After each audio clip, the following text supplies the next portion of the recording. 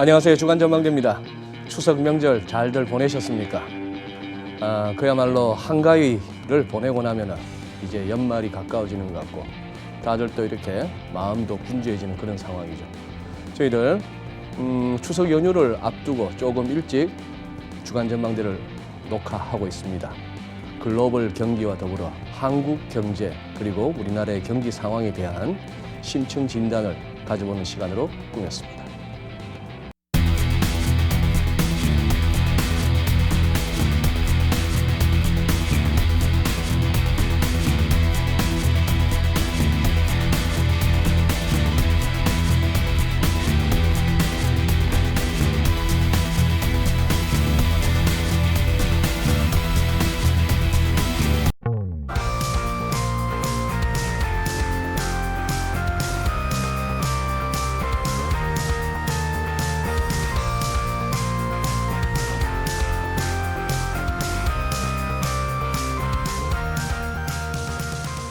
네, 오늘 주간전망대에 함께해 주실 전문가 세 분 소개해드리겠습니다. 경제와 금융시장 관련한 책도 여러 권 저술하시고 또 매체에서 경제 관련해서 아주 쉽게 풀어주시는 분입니다. 윤석전 경제평론가님 나와주셨습니다. 네, 안녕하세요. 안녕하세요. 네. 글로벌 이코노믹 연구소장님이시죠. 김대호 박사님 나와주셨습니다. 네, 박사님 반갑습니다. 현대경제연구원 고문으로 계시는 최양호 박사님 나와주셨습니다. 반갑습니다. 예, 최양호입니다. 박사님 반갑습니다. 네. 제가 또 이렇게 가끔씩 말씀드리는 또 흥분되는 날입니다. 이 우리나라에서 이 경제 관련해서 농객으로서는 최고의 세 분을 모셨습니다. 최고의 세 분을 모셨고 다루고자 하는 주제는 조금 무겁습니다. 글로벌 경기하고 우리나라 한국 경기 시장 상황 이렇게 되다 보니까 최 박사님. 네. 이걸 진지하게 가자면 한없이 진지하고 어려워질 수가 있는데 그렇게 갈까요? 아니면 오늘 좀 재밌게 갈까요? 아니 그러려면 홍남기 부총리를 부르셨어야죠. 진지하게 가려면. 네, 안 계시니까 또 경제가 재밌어야 돼요. 그래야죠. 네. 또 추석 밥상머리 이제 얘기들 나누실 때 네. 재미난 얘기하시면서 또 이렇게 나눌 수 있도록 하는데 예. 주제가 오늘 글로벌 얘기들 많이 하실 것 같은데 예. 최대한 재밌고 쉽고 간단하게 설명하는 걸로 저는 가겠습니다. 알겠습니다. 예. 우리 또 김대호 박사님 매일 또 매일같이 또 이렇게 새벽 프로그램도 하시고 하다 보니까 참 일단 존경심을 표하는 것은 그걸 갖다 감당하시는 건강과 그 자기 관리입니다. 매일매일 말씀하실 게 참 만만찮은데. 능력이 없으면 이제 아침에 일찍 일어나서도 성실성으로 시간으로 때워야 되는 그렇게 살고 있습니다. 예. 지금 어쨌거나 저희가 이제 9월 들어서 한 열흘 정도를 보냈습니다. 열흘 정도를 보냈는데 그나마 8월 1일부터 시작됐던 트럼프 대통령의 중국 관련한 관세 부과 그 이후 티격태격 하다가 보니까 8월 한 달은 참 힘들었다가 9월 들어서 그나마 이제 조금 시장이 글로벌리 또 우리 국내적으로도 좀 안정을 찾아서 일단 코스피 2000 추석 전에 안착하는 분위기에 또 이렇게 환율도 1200원 아래로 내려와서 그거 합니다만 이제 조금 그 이후까지도 연말까지도 조금 더 길게 시장을 내다본다면은 내년까지도 한번 살펴보는 차원에서 오늘 한번 토론을 가져보겠습니다. 지금 이제 아래 공포 이런 얘기들은 언론 매체에서 많이들 다루고 했습니다만 첫 질문은 이렇게 한번 해보겠습니다. 제롬 파월 연준 의장 같은 경우에 기회만 있으면 하는 얘기가 미국 경제 좋다. 그렇죠. 트럼프 대통령도 트윗할 때마다 아주 그레이트하답니다. 그런 와중에 늘 하는 얘기는 미국은 좋은데 다른 데가 조금 부진한 것 같고 이런저런 불확실성들이 좀 있어서 그러면서 이제 항상 이렇게 매체에서는 경제와 관련해서는 뭔가 경기 둔화 아니면 경기 침체 임박 이런 식의 어떤 헤드라인을 많이 보게 됩니다. 지금 현재 경기 상황에 대한 진단을 우리 윤 평론가님 먼저 한번 좀 내려주신다면요. 사실 뭐 미국 경제가 아직까지는 견고하죠. 네. 그렇지만 성장률이 1분기에 의해서 2분기에 약간 좀 하락한 측면이 있고 예. 사실 뭐 미국 경제의 가장 큰 근간이라고 할 수 있는 고용시장 자체는 네. 전년도보다는 아직도 저는 개인적으로 견고하다고 생각합니다. 예. 그렇지만은 지난해보다는 많이 하락해 있죠. 신규 취업자 수 같은 경우가 그렇죠. 예. 작년에는 뭐 한 22만 명 정도 됐는데 지금 한 15만, 한 16만 명 정도? 예, 얼추 한 그 정도에 못 정도. 미치니까 네. 사실 미국 경제가 그렇게 뭐 둔화를, 그러니까 침체를 말하기에는 좀 이른 측면이 있지만은 네. 그렇지만은 또 뭐 그런 측면이 안 보이는 것도 사실은 아니죠. 뭐 예. 장단기 금리가 역전했다거나 예. 사실 그런 측면도 있으니까요. 거기다 이제 뭐 유럽 연합의 최고 강자인 독일 경제 자체도 사실 뭐 2분기에 마이너스 성장을 했고 네. 3분기 전망도 썩 그렇게 좋지는 않은 편이고요. 네. 산업 생산 여측이 역시 뭐 썩 좋지 않은 상태니까. 그다음에 뭐 신흥국의 최강자라고 할 수 있는 중국 경제 역시 사실은 미중 무역 갈등의 여파를 해가지고 약간 좀 안 좋아지고 둔화되는 측면은 분명히 있죠. 뭐 그런 측면 여러 가지 측면을 갖다가 고려해 놓고 본다라고 하게 되면은 두 가지 면에서는 좀 앞으로 좀 주의를 해야 될 것 같아요. 사실 뭐 주의한다고 바뀔 건 별로 없습니다만은 네. 미중 무역 갈등이 어떤 양상으로 전개되느냐. 아하. 또 하나는 뭐 지금은 사실 뭐 이벤트 소재로서는 약간 좀 뒤처진 감이 있지만은 영국의 그 브렉시트 문제가 과연 어떤 식으로 해결될 거냐가 사실은 뭐 글로벌 경제를 갖다가 내년 아니면 네. 올 연말에 글로벌 경제를 어느 정도는 좀 좌지우지하지 않을까 이런 생각을 한번 해봤습니다. 예. 김 박사님. 예. 같은 질문입니다. 네, 사실 이 세계 경제가 급격히 나빠졌다기보다는요. 2007년도, 2008년도 당시에 이 글로벌 금융위기 왔을 때 상황에서 그 당시에 이제 한번 세계 경제 출렁하고 모든 지표가 가라앉았지 않습니까? 네. 그 상태에서 사실 아직도 저는 근본적으로는 크게 보면 거기서 헤어나지 못하고 있다. 이렇게 봐요. 2007년 이후의 그 쇼크, 2007년 당시 쇼크에서 세계 경제 체제가 절대적인 어떤 그 이 금융 위기 상황에서 근본적으로는 헤어나지 못했다. 그 동안에 세계 경제가 마이너스 금리라든지 또는 양적 완화를 통해서 인위적으로 좀 살려낸 측면이 있는데 특히 미국 경제 같은 경우를 보면 아주 그 공격적인 양적 완화 정책을 써서 상당 부분 올라왔지만 올라온 데다가 특히 트럼프 대통령이 들어오면서 세율을 내리고 특히 외국에 나가 있는 기업들 오프쇼어 정책을 하면서 리턴 정책을 하면 리턴에 들어오면 세금을 대대적으로 깎아줬거든요. 네. 역사 이래 그렇게 한꺼번에 세금을 많이 깎아준 사례가 없습니다. 그래서 2018년도 같은 경우에는 미국 기업의 재무 지표를 보면 도저히 영업 수지 가지고는 분석이 안 될 지경이에요. 세금 때문에 모든 통계가 다 디스토트 돼 있어요. 다 왜곡이 돼 있단 말이죠. 2018년 2017년, 2018년이 말이죠. 트럼프 대통령 취임 이후 감세 확 해주고 나서 감세에다가 특히 외국에 나가 있던 기업이 들어올 때 돈 갖고 일약적으로 세금을 대폭 깎아주는 바람에 전체적으로 순이익 지표는 개선이 됐는데 내막적으로 들어가면 오퍼레이팅 측면에서 영업 쪽에서는 그렇게 개선이 많이 못 됐었어요. 그런 와중에 트럼프 대통령이 이제 미중 무역이 본격적으로 자기 이제 선거 공약도 있고 또 본인의 칼날을 분명히 해서 중국을 한번 손을 봐야 되겠다 하고 이제 나왔으면서 전 세계가 보호무역 쪽으로 예. 좀 가버렸지 않습니까? 예.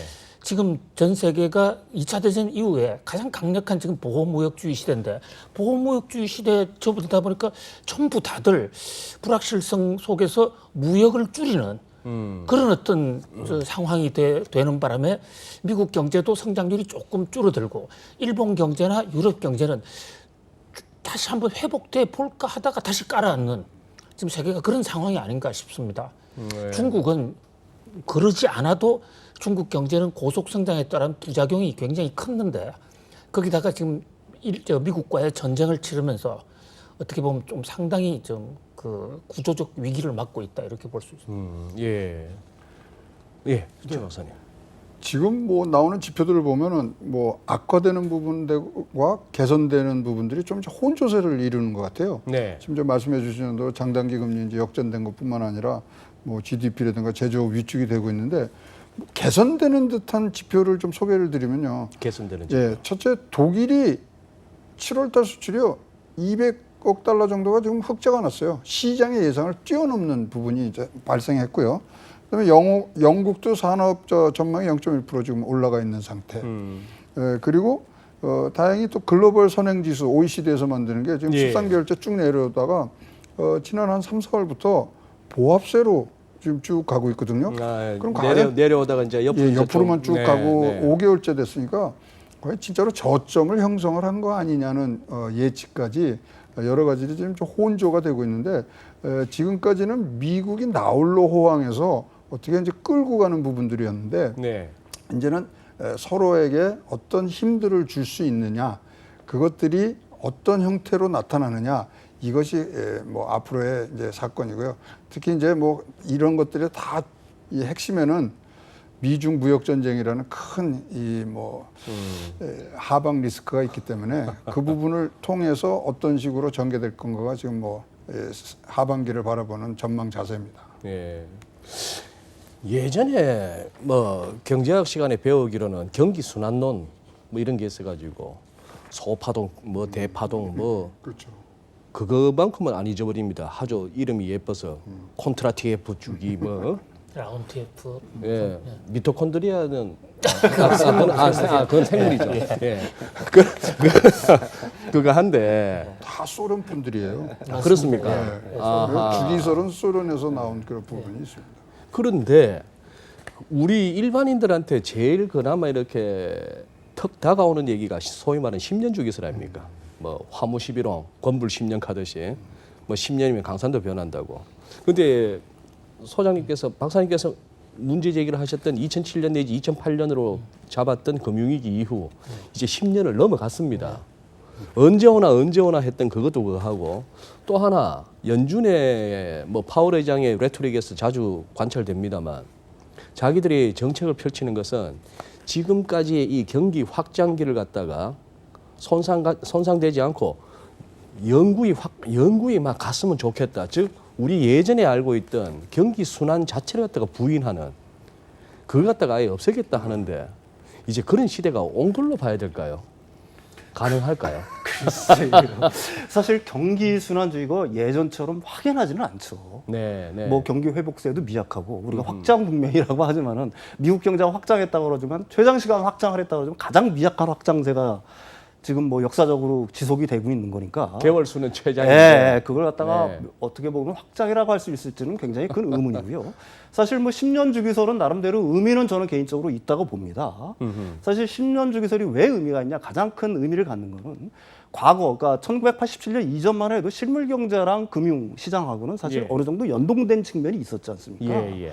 그런데 사실 1980년대 미국에서 이제 금융 규제가 대폭적으로 완화가 되기 시작하면서 사실은 실물 경제하고 금융 시장 자체가 이렇게 같이 가는 경우는 거의 없어요. 경제가 우리가 굉장히 힘들다라고 얘기를 하지만 주식시장 같은 경우는 뭐 엄청난 상승세를 보였던 거고 이게 어느 정도 유리된 채로 움직이고 있는 거거든요.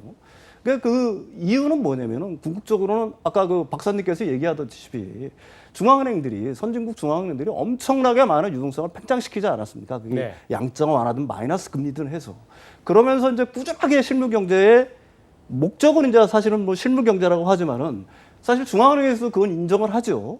이렇게 돈을 푸는 이유는 자산 시장을 갖다가 부양하는데 의미가 있다라고까지 공식적으로 얘기하는 사람들이 있으니까. 실물 경기보다 그렇죠. 예. 네. 왜 그러냐면 사실은 자산 시장이 만약에 이게 폭락을 하게 되면은 사실은 이게 2008년처럼 실물 경제에 엄청난 영향을 미치는 거고 결국은 아래 공포가 거기서 시작된다는 걸 갖다가 지금 중앙은행의 뱅커들은 잘 알고 있는 것 같아요. 예. 그러니까 무슨 수단을 쓰든지 간에 금융시장을 갖다가 지지하고 부양해야 된다는 게 굉장히 강한 건데 뭐 다시 결론적으로 돌아가면 이게 언제까지 가능할 거냐는 거는 네. 왜 그러면 결국은 이게 시중에 돈을 푼다는 얘기는 부채를 푼다는 얘기 아니겠습니까? 그게 어떤 식이든지. 예. 이게 뭐 부채가 영속성이 있느냐 하는 거는 의문의 여지가 있는 거니까 사실 10년 주기설이 정확하게 따지면은 뭐 2007년이니까 2017년 정도에 왔어야 되는데 근데 뭐 저기 1997년도 사실은 97년도에 미국의 금융시장은 좋았지 않습니까? 네.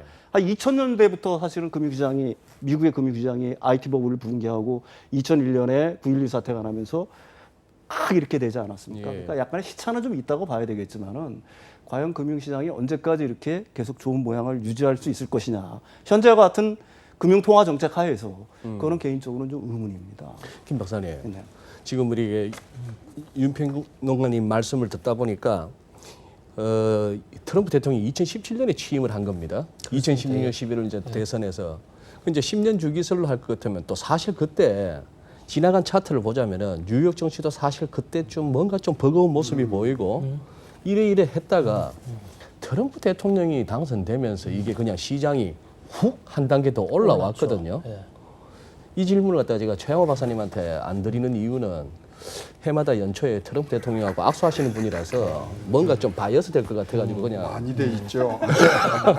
그래서 박사님한테 여쭤봅니다. 백악관하고 긴밀한 관계를 지금 유지하시는 거예요. 그러시죠. 이 지금 그 경기 주기설, 10년 주기설 이런 것은 네. 기사 쓰기가 참 좋고 기사 쓰기가. 강연하기도 참 좋은데요. 사실은 라운티에프나 콘트라티에프 같은 이런 학자들도 이 10년이나 20년이라는 얘기를 절대 한 적이 없습니다. 그 경기 순환론자들은 경기가 치고 올라가면 반드시 한번 내려가고 한번 내려가면 반드시 올라간다라는 일반론적인 얘기를 했고 네. 뒤늦게 보니까 공교롭게도 10년 주기술이라는 게 나온 게 1997년에 우리나라에 금융위기가 있지 않습니까? 사실 그게 외환위기. 예, 네. 그게 외환위기 태국발이거든요. 태국에서부터 나오기 시작한 건데 그게 우리가 한국의 바트와 당시 단자 회사들이 바트와 투자를 잘못했다고 우리가 같이 이제 끼어 들어간 건데 그 1997년 그 다음에 10년 후인 2007년 이러다 보니까 우리가 살아있는 인생 중에서 한 반 정도는 10년에 한 번씩 이게 온 거예요. 그러네요. 그러다 보니까 10년 주기설이 있지만 저는 평소에 그런 게 이제 의문이 들면 밤에 잠을 못 자고 그럼 그전 10년은 어떻겠습니까 생각을 해보게 돼요. 그죠? 예, 예. 그럼 1987년은 어떻겠냐? 1987년, 88년 그 당시는 세계 경제 엄청나게 좋았습니다. 우리는 또 뭐 올림픽 우리는 특수, 삼저 호황까지 삼저 있어가지고 호황에 올림픽 특수 예, 경기까지. 우리가 단군 예. 이래로 가장 경기가 좋았다고요. 그럼 1967년 때는 77년. 어떤? 77년 이제 그다음에 67년. 예. 77년은 제가 대학생이어가지고 사실 상황을 기억을 잘 못하겠어요. 오시느라고. 예, 미팅하고 뭐 이러느라고 정신 죄송합니다. 공부하시느라고. 60년상을 이제 책으로 이를 보면은 네. 그 당시에 일본 경제가 막 크게 할 때고 세계 경제가 크게 성장할 때거든요. 그러니까 10년 주기술이라는 것은 이것은 전혀 루트 이상한 거다. 말이 안 되는 얘기다 한마디로. 우리가 산에 올라서 점치는 거나 마찬가지다. 물론 경기는 순환할 겁니다. 왜냐하면 사람은 망각의 동물이기 때문에 조금 잘 살면 어려운 시절 3년 전, 4년 전 시절 다 잊어먹습니다. 네. 예, 지금 벌써 지금 2, 3년 지나니까 지금 촛불 정부도 촛불 시작할 때 정신을 잃어버렸다는 그런 얘기도 일부에서 좀 나오고 있지 않습니까? 네. 금방 잊어버린단 말이죠. 그러니까 방만하게 되고 그러니까 돈을 많이 쓰게 되면 그게 또 이제 그 버블이 터지게 되고 이런 주기가 왔다. 이게 이제 라운티에프의 지적인데요. 자, 그런 면에서 중앙은행이 미국 연준이 지금 생긴 지가 100년이 조금 넘었지 않습니까? 예. 예.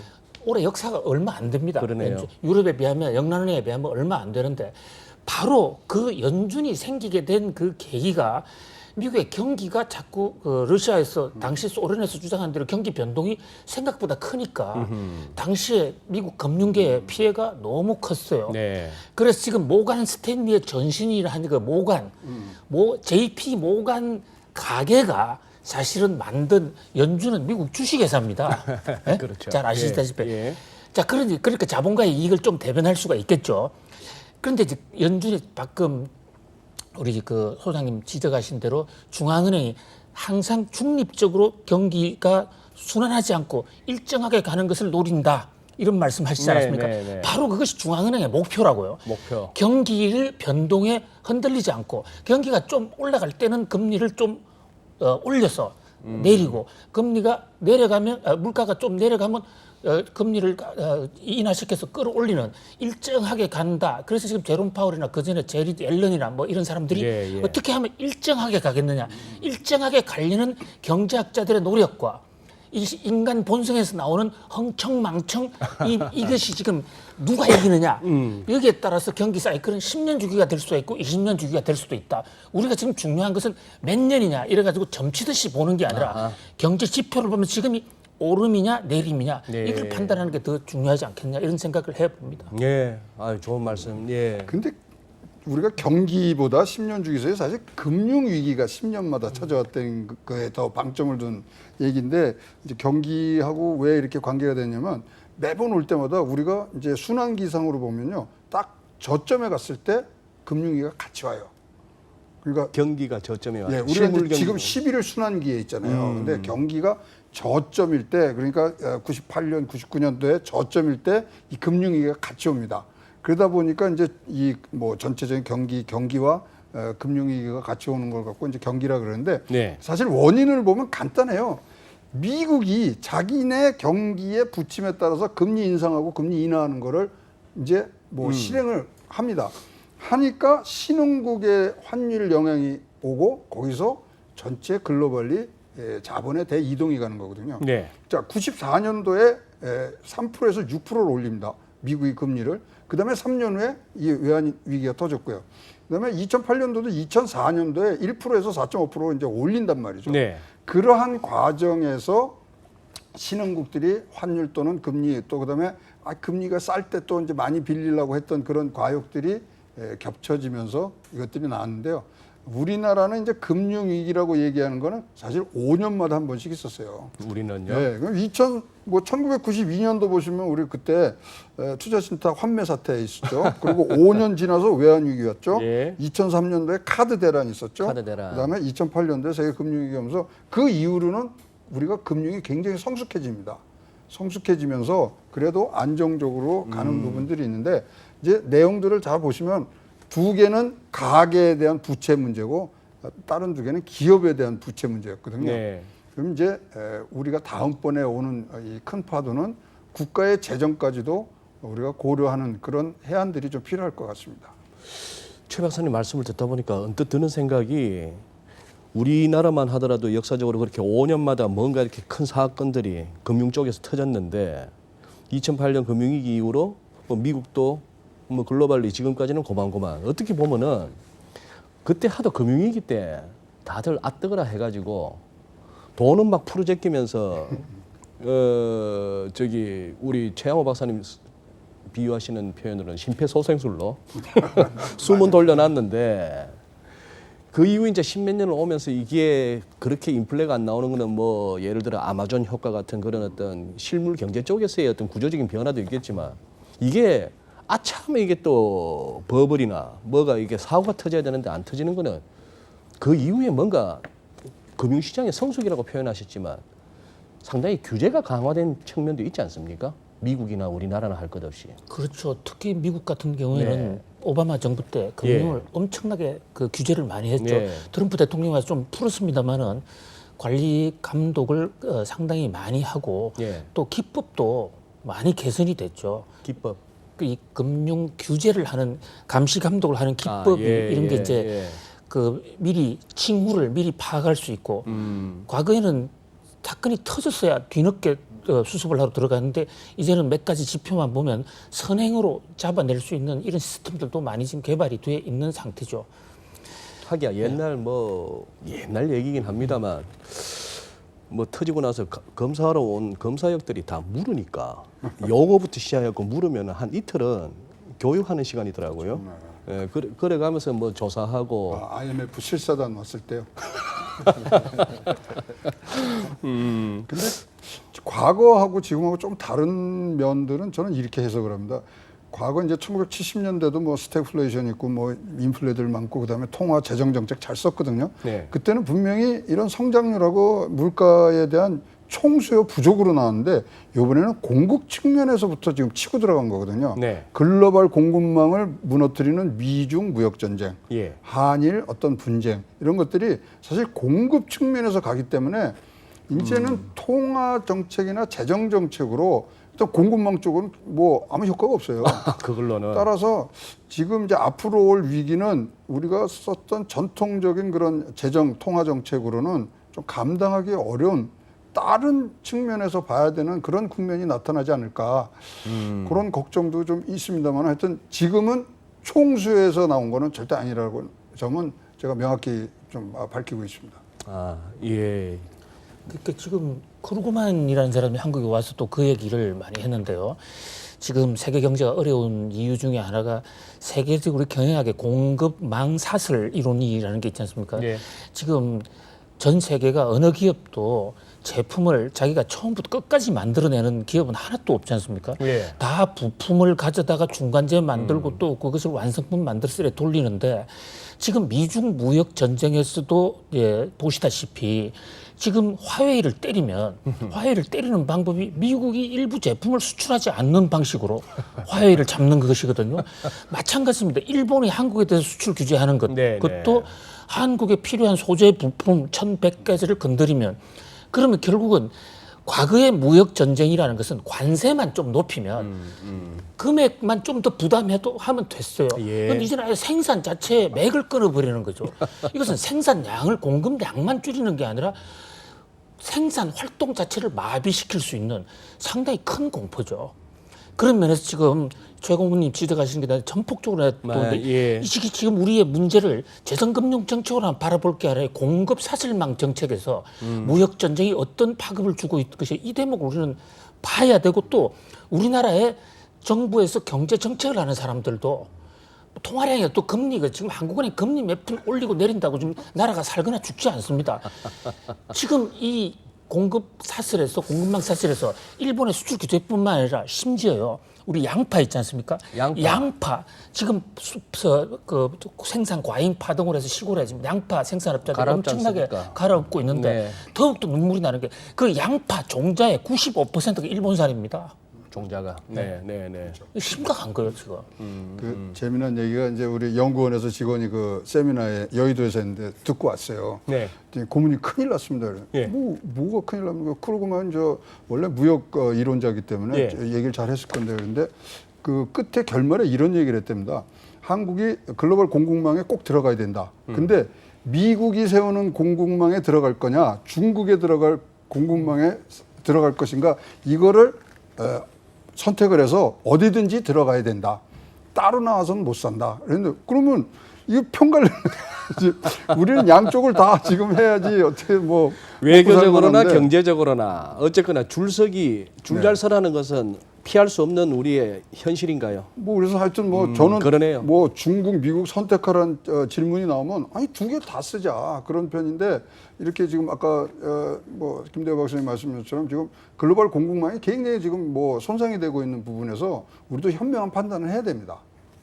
그 똑똑한 애들이 어린 애들이 하는 말이 그거 아닙니까? 아빠가 더 좋아, 엄마가 더 좋아 이렇게 부모가 이렇게 물으면 가만히 듣다가 그런 거 묻는 거 아니야? 그렇게 한다는데 아 중국 편 설래, 미국 편 설래. 그거를 물어봤다는 후일담이었습니다. 벌써 막 시작하고 한 30분이 가까워집니다만 남 얘기만 할 게 아니고 남 탓만 할 게 아니고 바깥 얘기만 할 게 아니고 우리 얘기를 좀 해봐야 되겠습니다.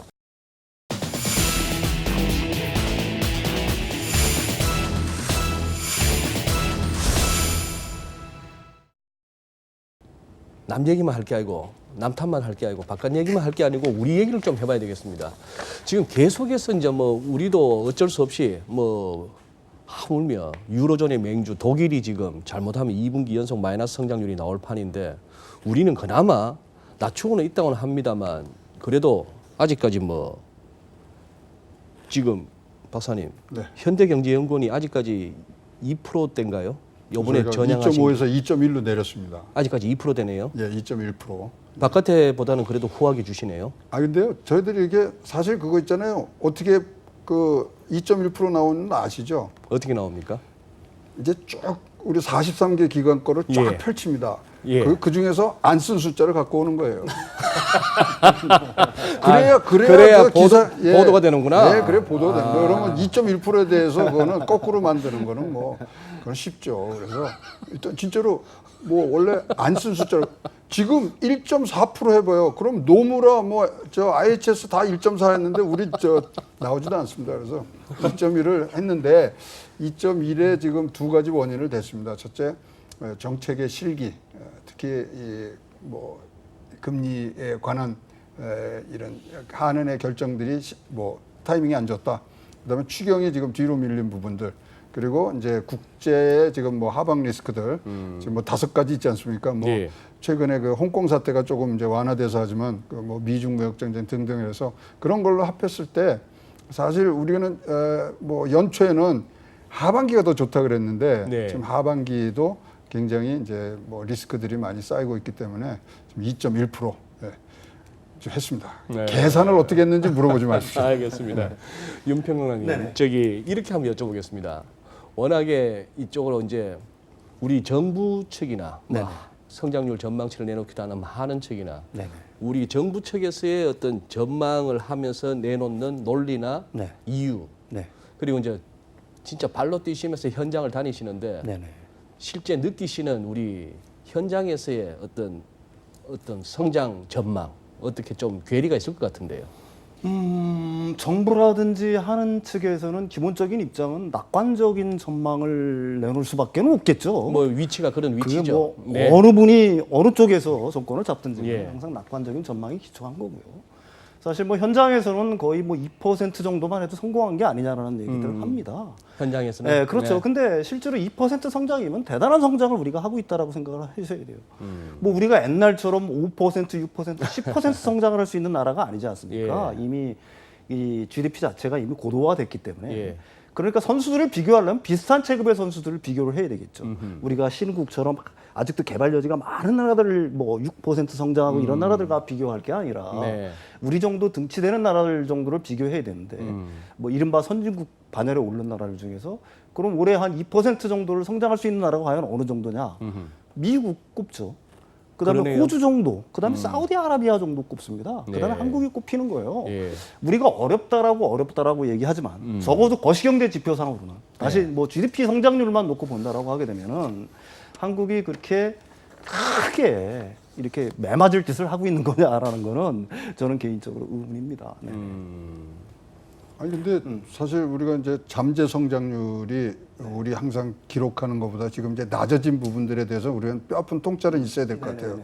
왜냐하면 잠재 성장률보다는 높이 가야 되는 것이 우리가 사실 뭐 경제하는 이유가 뭐 오늘보다 나은 내일을 항상 우리가 기대하기 때문에 하는 건데 그렇다면 잠재 성장률 2.5% 이상은 우리가 해야 되는데 그 밑에 오니까 이것이 좀 엄중함이 근데 있다는 그거에 거죠. 대해서 반론들이 있어요, 경제학자들 중에서는. 네. 우리가 잠재 성장률을 갖다가 이상으로 치고 올라갈 때 미국이 어느 정도 얼마 전에 그런 적이 한 번 있었죠. 자신들의 잠재 성장률 이상으로 실제로 명목 성장률이 높이 뛰은 적이 있었는데 그거는 침체의 신호라는 말이 많이 있습니다. 이런 식으로 비유를 하면 좋을 것 같아요. 그 한 100m 정도를 뛰는 선수들이 막 한 50m를 쭉 하고 뜁니다. 그러면 그게 일종의 이제 잠재 성장률을 넘어서는 성장을 막 한 거죠. 잠재 성장률이라는 거는 사실은 우리들이 기본적으로 우리 경제가 갖고 있는 체력이 그냥 과열되지 않은 상태에서 정상적으로 돌아갔을 때 달성할 수 있는 성장률을 얘기를 하는 겁니다. 네. 이론적인 속으로는 사실은 잠재 성장률 정도의 성장률을 갖다가 달성하는 게 가장 좋은 시나리오가 되겠죠. 네, 예, 이상적이죠. 그렇지만 뭐 매번 하는 얘기지만은 사실 우리 경제는 대외적인 리스크에 엄청나게 많은 영향을 갖는 국가 아닙니까? 따라서 그런 부분들은 사실은 우리가 컨트롤할 수 없는 부분들이기 때문에 그렇다고 해서 그게 현 정부 그다음에 정책 운영하는 분들에 대한 면피는 될 수는 없겠죠. 네네. 그렇지만은 그런 점도 어느 정도는 고려를 좀 해야 되지 않나 이런 생각을 합니다. 그 잠재 성장률에 보다도 과연 성장을 못한 것이 잘한 것이냐 못한 것이냐에 대한 논쟁은 있습니다만은 이제 근본적으로 이 우리가 한국은행이 추정했던 또는 다른 기관이 추정했던 잠재 성장률과 실제 성장률의 차이가 점점 벌어지고 있어요. 자, 잠재 성장률을 오버했을 때 지금 윤 박사님 얘기처럼 잠재 성장률을 오버했다는 것은 우리 체력을 더 이상 과잉을 했으니까 곧 추락할 수 있어요. 그 물가 폭등이라든지 이런 걸로 나타나는 거거든요. 지금 우리는 물가 폭등 없지 않습니까? 오히려 디플레 조짐이 있지 않습니까? 그런 상황에서 잠재 성장률에 달성을 못하고 있다. 이것은 우리가 갖고 있는 힘의 70%, 60%선에도 못 가고 있다. 이런 면에서 현 정부의 경제 정책 능력에 상당한 회의와 의문이 제기될 수밖에 없는 것이고요. 그다음에 또 하나 국민들의 감정은 자 우리가 다른 나라보다 또 높다. 이것은 그 별 중요한 문제가 아니라고 생각합니다. 국민들이 느끼는 것은 지난해 성장률이 얼마였는데 지지난해 성장률이 얼마인데 우리 전년동 우리 같은 시기로 봤을 때 최근 한 4, 5년을 놓고 보면 꾸준히 성장률이 급전직하를 했거든요. 네. 그런 면에서 체감 국민들의 이 경제가 잘못되고 있는 것에 이제 아닌가라는 상처가 크고 그러다 보니까 더 소비 안 하고 더 투자하지 않는 이제 이런 측면이 지금 연이어 지금 닥치고 있는 거거든요. 네. 그리고 실제로 지금 모든 경제가 잘못되고 있는 것의 책임을 세계 미중 무역 전쟁이 터졌기 때문에 그렇다고 하는데 그런 영향이 문제 있을 겁니다. 그러나 왜 우리나라가 주가가 가장 많이 빠지고 네. 우리나라 환율이 가장 많이 요동치고 우리나라 성장률이 가장 많이 둔화하느냐 이것은 꼭 어떤 문재인 대통령을 비난하는 게 아니라 우리 다 함께 우리가 혹시 뭘 잘못하는 거 없나라고 반성해야 될 굉장히 엄중한 국면인데 이것을 정책적인 면으로 호도하기 위해서 모든 것은 미중 무역 전쟁 때문이다. 천만의 말씀이라고 봅니다. 지금 사실 가장 우리가 걱정해야 될 부분은 네. 지금 금리가 굉장히 최저금리 아닙니까? 이제 예. 뭐 1.25로 내려가면 역대 최저가 되는데 그럼에도 불구하고 투자와 소비가 지금 활성화가 안 되고 있다는 예. 말입니다. 이것이 우리가 그 뭐 학교 다닐 때부터 배우고 일본이 들어갔던 유동성 함정이거든요. 싸게 해줘도 안 해요. 앞으로 더 물가가 더 싸질 것 같아요. 그거 안 해요. 거기다가 지금 뭐 말씀하신 대로 준 디플레이션 사태는 지금 와 있다는 거죠. 디플레이션이라는 건 2년 동안 마이너스 이제 물가 성장률이 가야 되는데 거기에 버금가는 준 디플레이션을 가면요. 디플레이션 자체가 재정, 통화 정책이 전혀 안 먹히는 상태가 디플레이션이거든요. 정책은 편다고 펴는데도 불구하고 그렇죠. 거의 효과가 그래서 지금 뭐 굉장히 확장적인 재정이 들어가지만 사실 개인과 기업이 소비 투자에는 지금 연결이 안 되고 있지 않습니까? 네. 그래서 이 재정의 실효성 문제도 사실은 한 번은 뭐 국회든 어디든 이 기관에서 한 번은 꼭 짚고 넘어가야 되는 그런 사태입니다. 지금 500조씩 써서 이거 펄펄 날아야 되거든요, 사실.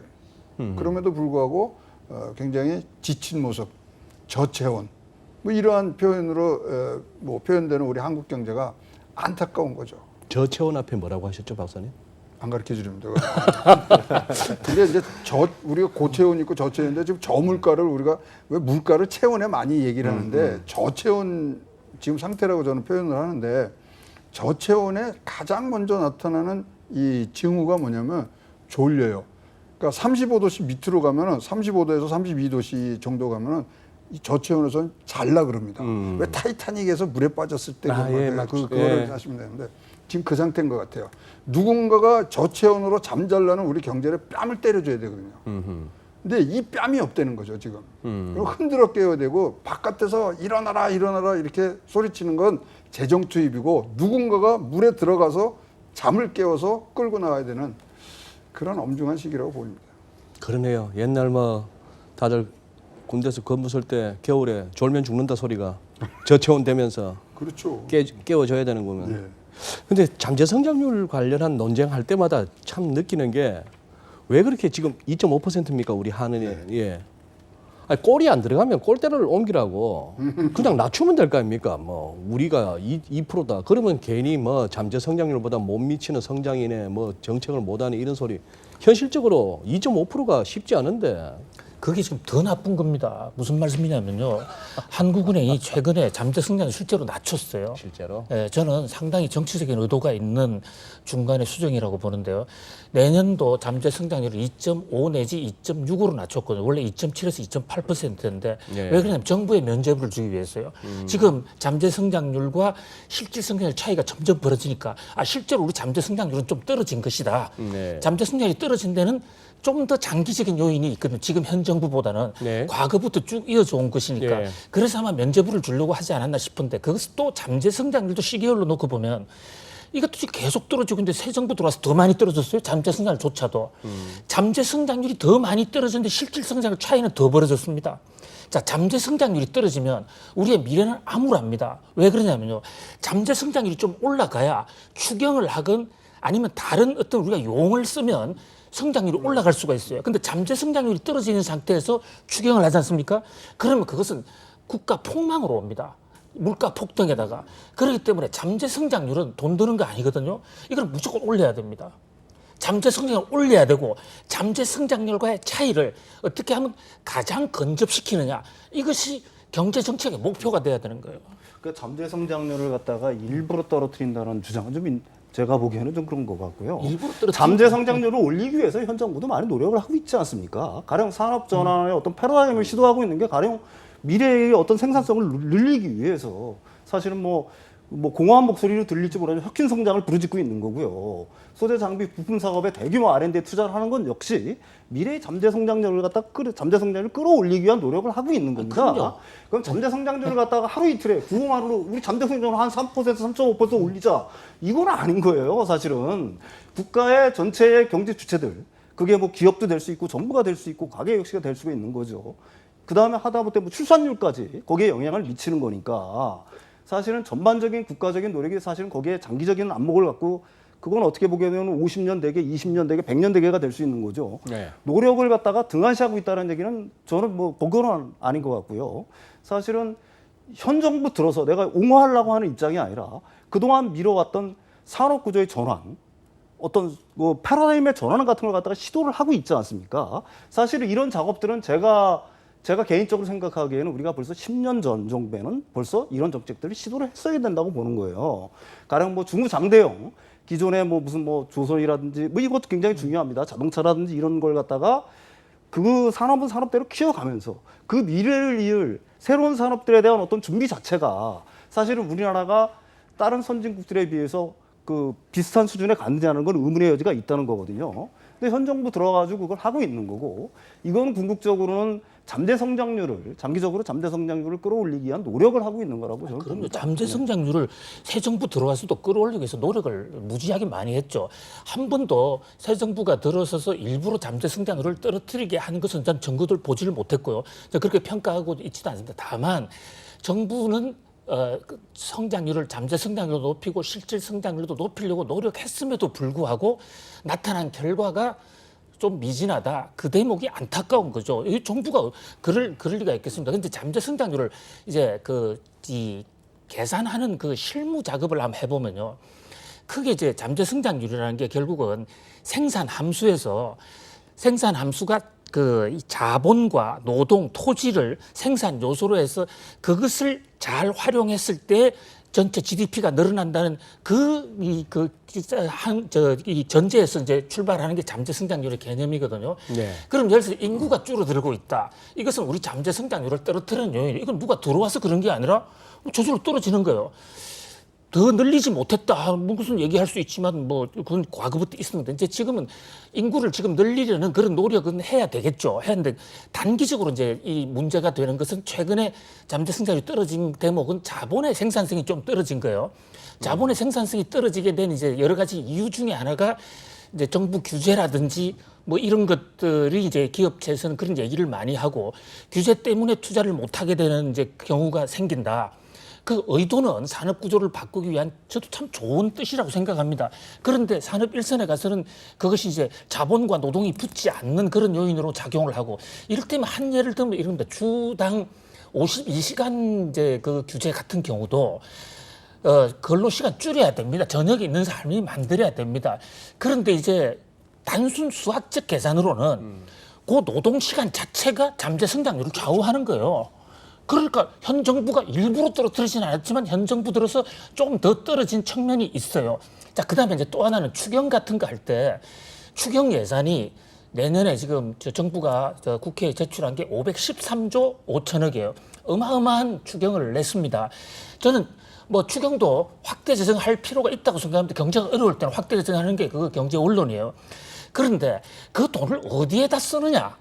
이것은 또 다른 문제거든요. 추경을 그러고만이 우리 보고 추경을 많이 하라고 그랬지. 그 돈 가지고 노인 일자리 늘리는 데 쓰라고는 하지 않았단 말입니다.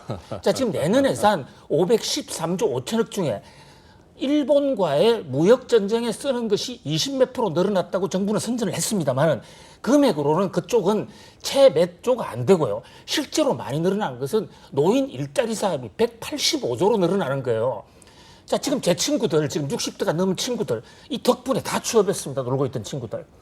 놀고 있던 친구들이 취업해서 좋습니다. 그래가지고 실업률이 높아 떨어지고 고용률이 떨어지면 좋은 일이죠.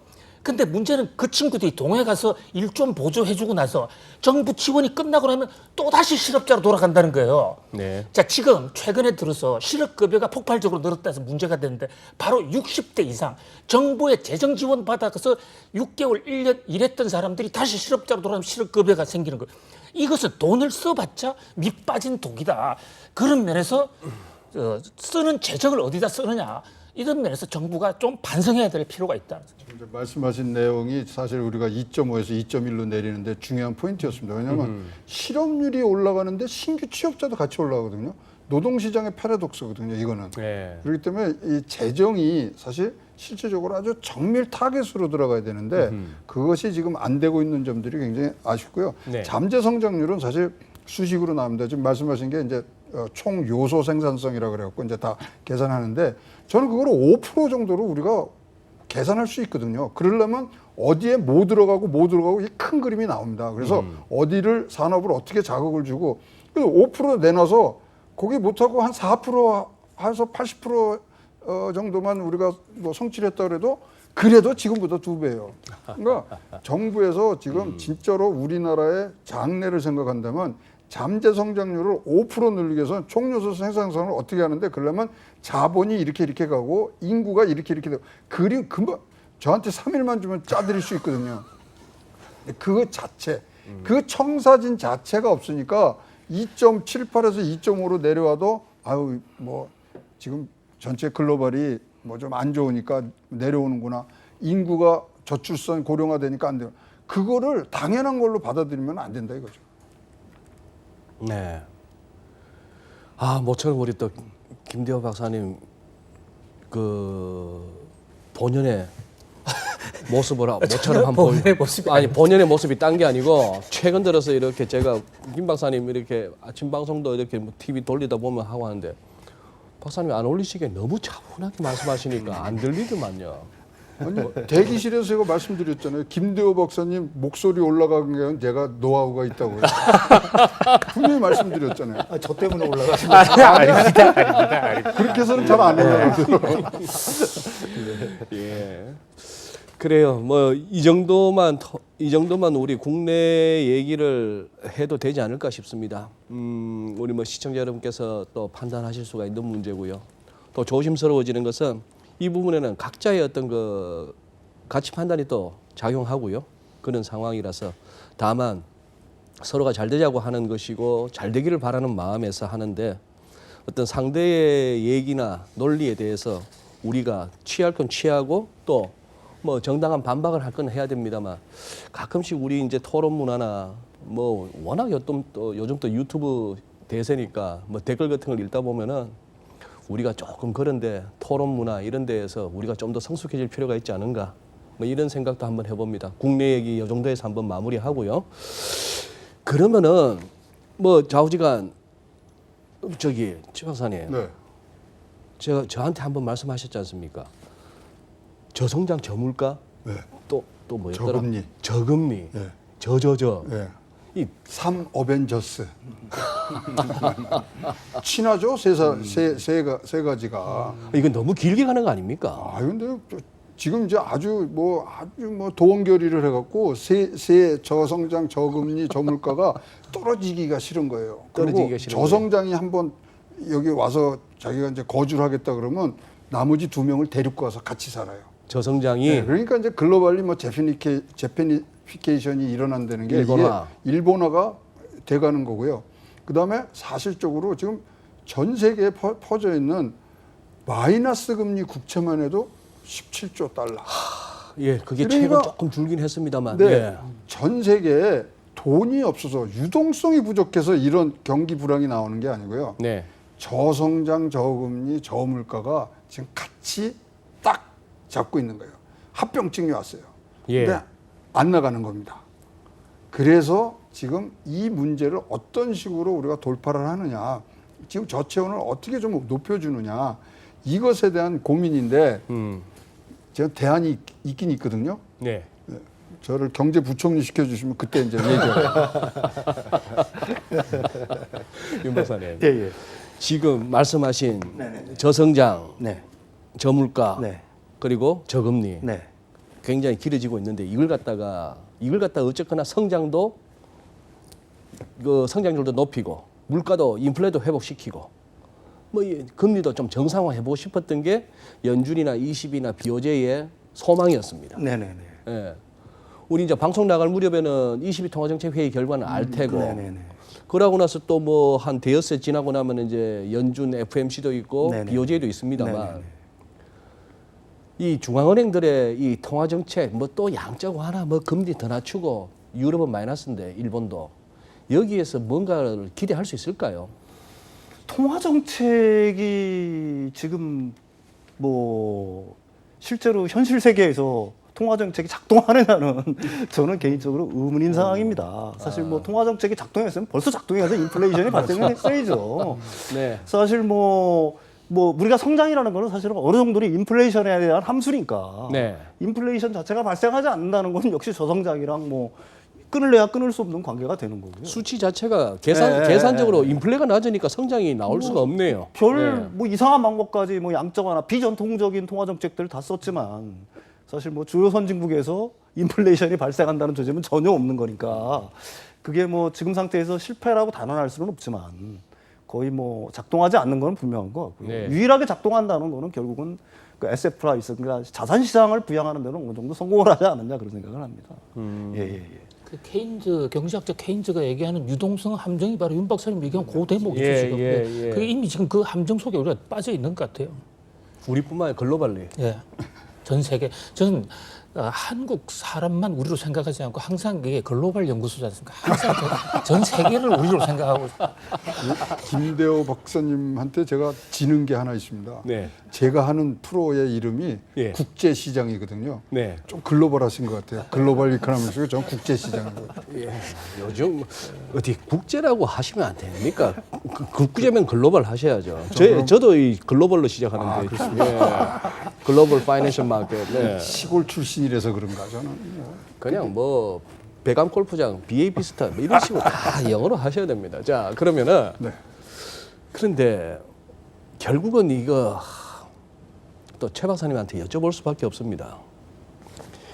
아니 8월 1일 날 그렇게 기세 좋게 기존에 뭐 얘기하던 3,250억에서 그냥 3,000억 달러 돼가지고 관세 9월 1일부터 때릴게. 네. 그 했던 9월 1일이 그렇게 멀지 않아 갖고 벌써 9월 1일 현실화됐습니다. 그런데 사실 그래놓고 나서 3,000억 달러 중에 13일 날 가가지고 일부는 12월 15일 날로 할게 할 때 사실 조금 제가 봐서는 트럼프 대통령 스텝 꼬였거든요. 꼬였죠. 많이 꼬였죠. 많이 꼬였죠. 네. 그러고 나서 23일 날은 중국이 우리도 그럼 너희하고 똑같이 9월 1일 날 일부, 12월 15일 날 일부에서 750억 때릴게 하니까 또 노발대발 해가지고 관세 더 올리고 했다가 시장 좀 뭐 흔들리고 하니 이번에 트 대통령께서도 좀 느낀 바가 있으실 것 같은데요. 아니 근데요. 패턴입니다. 패턴입니까? 세게 빵 칩니다. 그다음에 협상을 합니다. 그다음에 적당한 유예와 후퇴를 합니다. 그리고 협상을 합니다. 그게 5차례 그대로 반복이 됐어요.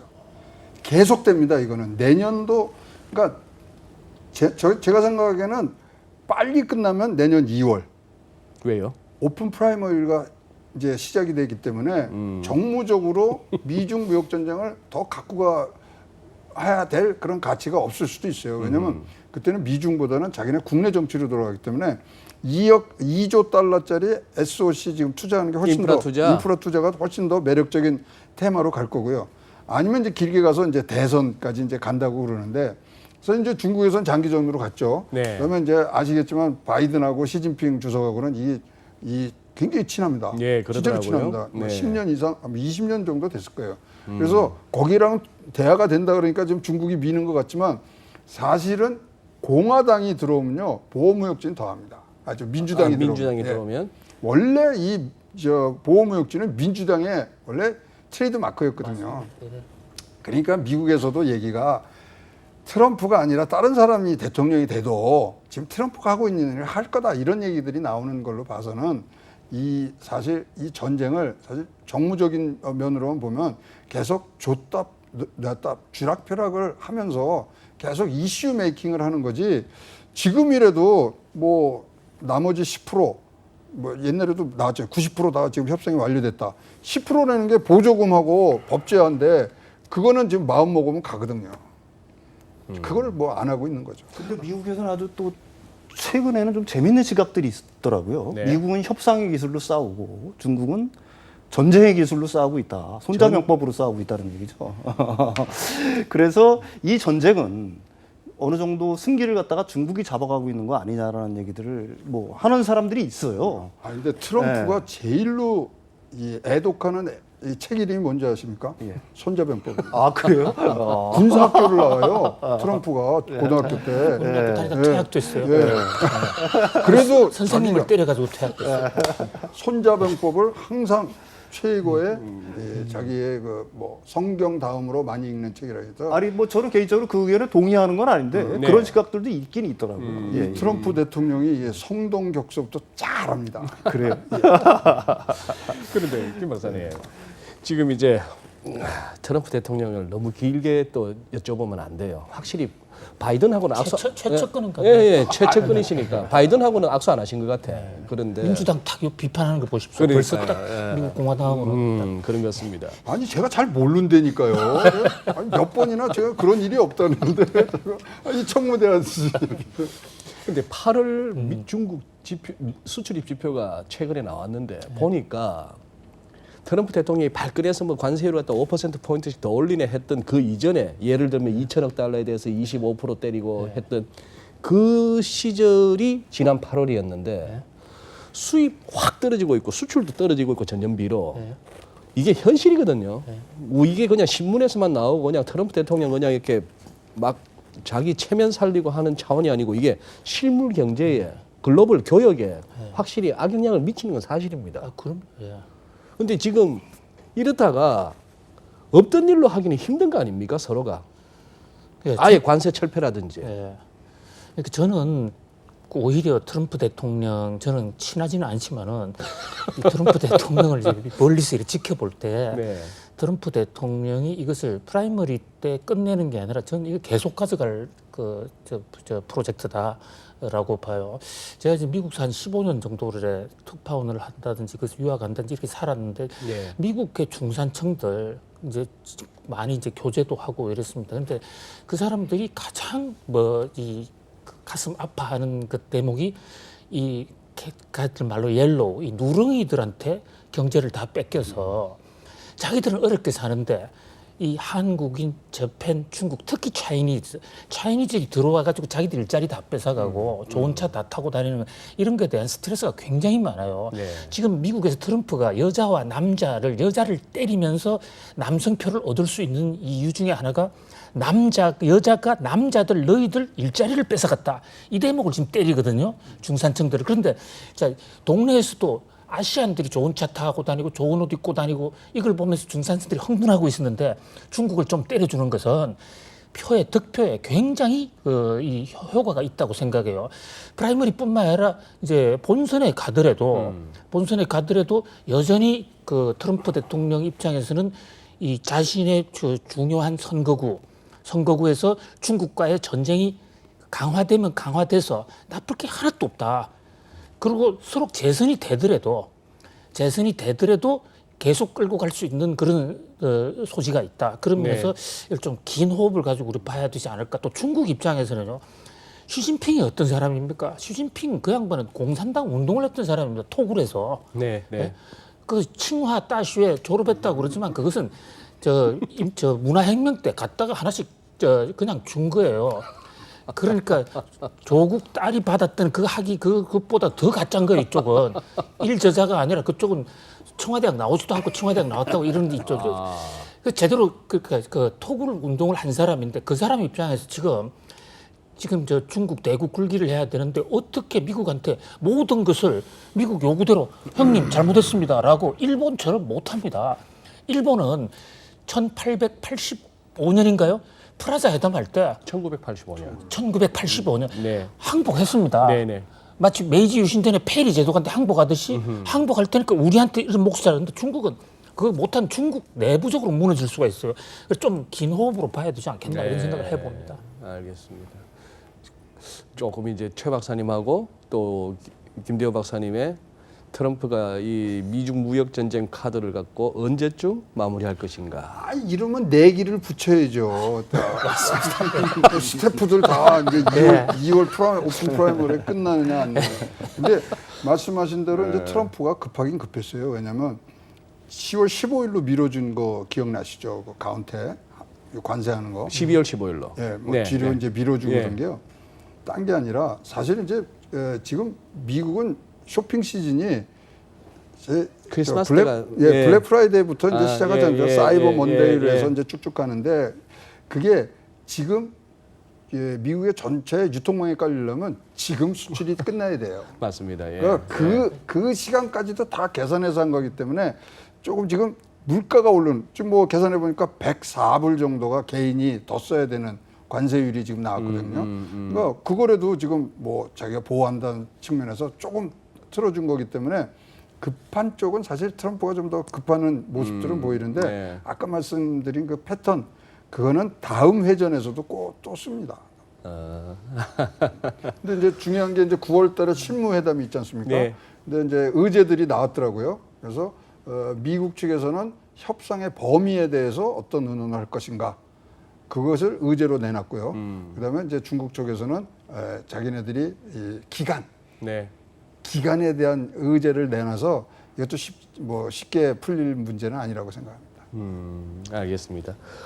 뭐 시간이 아쉽습니다. 뭐 밤을 새도 셀 분들인데 그러면 마지막 멘트로 우리 윤 박사님부터 해서 이렇게 이 와중에 우리 정부나 기업은 어떤 식으로 또 각각 역할을 해줘야 되는가 하는 부분 아니면 뭐 지금 잠시도 이렇게 시장에서 빠져나올 수 없는 분들 많으시죠. 그런 분들한테 드릴 수 있는 어떤 추석 이후의 투자 전략이라 할까요? 어느 쪽도 좋습니다. 클로징 멘트 하나씩 한마디씩 부탁드립니다. 사실 뭐 민간의 투자가 특히 얼어붙어 있으니까 민간의 투자. 그렇다고 해서 그게 이제 계속돼서 경기 둔화가 지속되다가 침체 국면으로 빠져들면은 네. 사실은 나선형으로 계속해서 침체 국면에 들어가기 때문에 그 전에 정부로서는 재정을 갖다가 투입을 해야 됩니다. 재정 확대를 해야 되는데 말씀하신 것처럼 재정 확대를 할 때는 뭐 무차별적으로 돈을 쓴다는 건 좀 어느 도단이지만은 가능하면 생산성을 높일 수 있는데 집중적으로 투자를 좀 해야 되겠죠. 그다음에 기업 역시 마찬가지라고 봅니다. 지금 뭐 다행히 소재 부품 장비 산업 분야에 정부의 연구 개발이 지원되고 있고 이거는 사실 중소기업하고 중견 기업들 몫이 아닙니까? 기존의 대기업과 중소기업 간의 관계가 수직적 아니면 뭐 약탈적이라고 일부에서는 표현을 하는데 그런 관계였다면 지금은 이런 기회를 해서 그 한일 간의 어떤 무역 갈등을 기화해서 그게 좀 수평적 강대로 거듭날 수 있는 기업들 측면에서도 그런 쪽으로 좀 많이 노력을 하면은 한국 경제가 생각보다는 그래도 좀 향후 좀 좋은 모양이 아닐까 이런 생각을 합니다. 예. 저는 너무 걱정하지 마시라는 이런 말씀을 추석 기념으로 한 말씀 올리고 싶은데요. 예. 지금 저성장, 저물가 또 저금리, 저성장해서 저시 형제들이 세계를 꽉 지금 잡고 있는데 어떻게 보면 이것이 이 4차 산업혁명, 이 산업 전환기 과정에서 2차, 3차 산업에도 그렇게 전환기 과정에서 있을 수 있는 현상일 수도 있고 지금은 저성장 자체를 뉴노멀로 좀 받아들일 필요도 있어요. 그러니까 과거에 우리가 환상 고성장 시대 때 안 가니까 이게 너무 답답하겠지만은 저성장 됐다고 해서 나라가 망하는 거 아니고 세계 경제가 망하는 거 아닙니다. 저성장의 어떤 그 뉴노멀에 좀 적응하는 노력이 필요하고 또 하나는 지금 세계 경제가 폭망해서 나온 게 아니라 트럼프 대통령이라든지 세계 무역 전쟁, 정치적인 요소가 많이 가미돼 있으니까 이것은 경제가 좋아졌다 나빠졌다 여러 번 곡절이 있을 겁니다. 특히 투자하시는 분들 중에서는 그 올라갔다 내려갔다 이 변곡점을 잘 활용할 필요가 있다. 위기가 오히려 기회가 될 수도 있다. 이런 점 한 말씀 올리고 싶습니다. 네. 거시적인 말씀해 주셨으니까 저는 주식시장 얘기로 마무리할까요? 지금 뭐 미국의 모건 스탠리나 이런 데서 지금 나오는 보고서를 인용해 보면 장이 좋아진답니다. 그래서 지금 매수 타임이라는 얘기들을 지금 미국에서도 많이 하고요.